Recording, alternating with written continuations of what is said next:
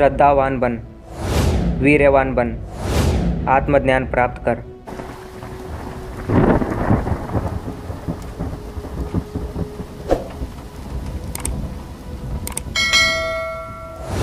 श्रद्धावान बन, वीर्यवान बन, आत्मज्ञान प्राप्त कर और परहित के लिए जीवन का त्याग कर। यही मेरी इच्छा और आशीर्वाद है। स्वामी विवेकानंद को एक शिष्य ने पूछा, स्वामी जी, तुम्हारे समान होने की आकांक्षा कौन कर सकता है? तुम्हारे समान आध्यात्म दर्शन पर भाषण देने की क्षमता किसमें होगी? फिर स्वामी जी ने शिष्य को कहा, तू जानता नहीं, वो क्षमता सभी में आ सकती है। भगवान के लिए 12 वर्ष तक अखंड ब्रह्मचर्य का पालन किया है, इसीलिए मेरे मस्तिष्क का पर्दा खुल गया है। यही कारण है कि अब मुझे जटिल विषय पर भाषण देने के लिए सोचना नहीं पड़ता। दोस्तों, देख सकते हो, स्वामी जी ने खुद ब्रह्मचर्य का पालन किया है और स्वामी जी ने ब्रह्मचर्य को बहुत ही महत्व दिया है। अब मैं स्वामी जी का महत्वपूर्ण संदेश आपको बताने जा रहा हूँ। उसे ध्यान से सुनो और अपने जीवन में अमल करो। जगत को जिस वस्तु की आवश्यकता है वो है चरित्र, यानी ब्रह्मचर्य। ब्रह्मचर्य नसों में जलती हुई आग के समान होनी चाहिए। ब्रह्मचर्य ही सबसे महान शक्ति है।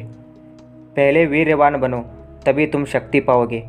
वीर्यवान मनुष्य के मस्तिष्क में प्रबल शक्ति, महती इच्छा शक्ति संचित रहती है।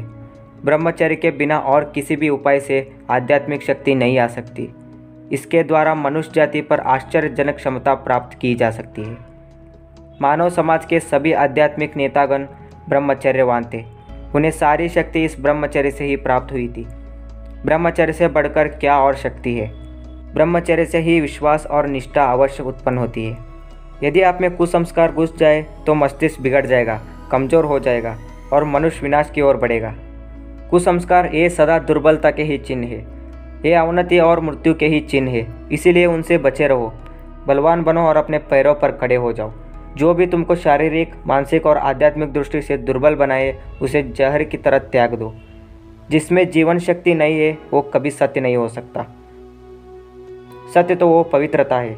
सत्य तो वो है जो शक्ति दे, जो हृदय में अंधकार को दूर कर दे, जो हृदय में स्फूर्ति भर दे। जिससे बल मिलता है उसी का अनुसरण करना चाहिए। अनंत शक्ति और श्रद्धा ही सफलता का कारण है। हर एक को पूर्ण ब्रह्मचर्य का पालन करने का व्रत लेना चाहिए, तभी हृदय में श्रद्धा और भक्ति का उदय होगा। दोस्तों, इससे हमको शिक्षा मिलती है कि हम अपने को कमज़ोर न समझें, बदले में अपने को वीर्यवान, सर्वशक्तिमान और सर्वज्ञ माने।